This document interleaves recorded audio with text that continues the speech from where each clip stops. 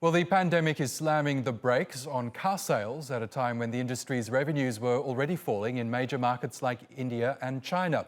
As losses pile up for some of the world's largest car makers, their future is becoming increasingly uncertain.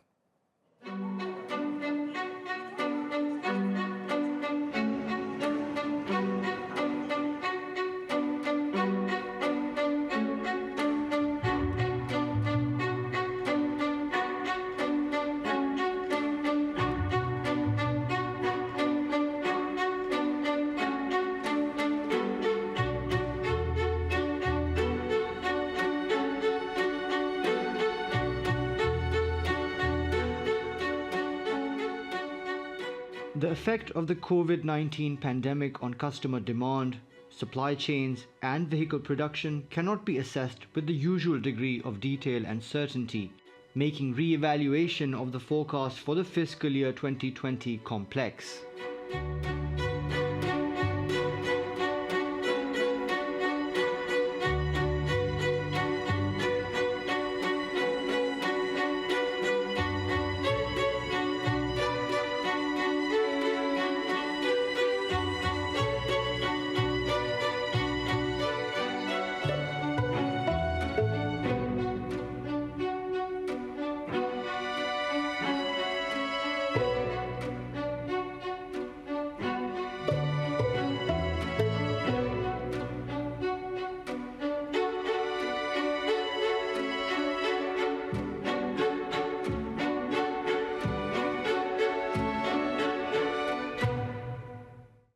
Well, for more on this, Christian Stadler joins us live now from Warwick. He's Professor of Strategic Management at the Warwick Business School. Welcome to Money Talks, Christian. Now, the profit losses that we're seeing among some of the major car makers are quite staggering, aren't they? As we saw there, Daimler had an 80% year-on-year drop in its first quarter profits. Renault sales are down almost 20% compared with the same period last year. Does this surprise you in any way? Can you compare losses such as these to anything else that have happened in the past? Well, it depends, I guess, on one you would have asked me. At the moment, it does not surprise me. If you would have asked me a month ago, I would have been surprised. No one, I guess, expected that COVID will swap the world and hence, hit the car industry as such.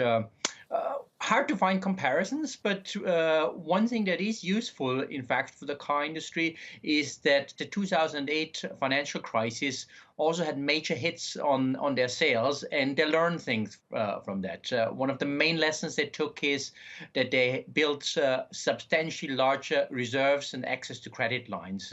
For example, Volkswagen has access to about 54 billion, which should really take them through this crisis.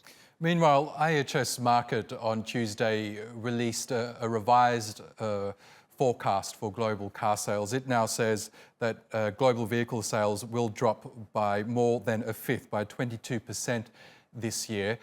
That is largely due to this outbreak, isn't it?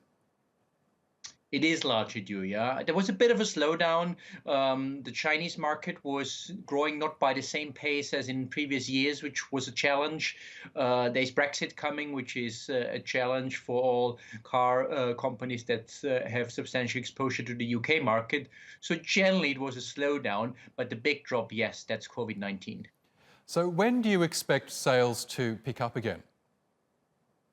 Well, if you tell me when the COVID crisis is ending, I can tell you when sales pick up again. Very hard to say. There is also the question on whether we will have a deep recession or a quick recovery after that. And you have, in your report earlier said that the car companies themselves are very cautious to make any predictions. Nobody knows. That's really the bottom line. Nobody knows.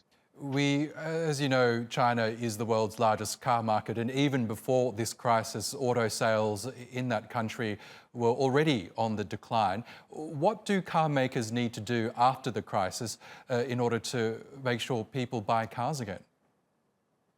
Well, for starters, I would expect that there will be cutting exercises. So, reduction of headcounts, closure of some of the sites, manufacturing sites. I certainly expect that. To stimulate sales again, it's possible that we see a cash for clunkers type program in some countries, as we did after the financial crisis, where governments gave incentives for people to scrap their old cars and buy new ones. The results were mixed. At the time, it resulted often in consumers buying relatively cheap, low-margin type models, so not ideal for the car industry. And it meant in some markets that the initial sort of spur to buy a new car was felt in subsequent years, where sales were not really picking up after the ending of the crisis either. Okay, Christian Stadler from Warwick Business School, thank you.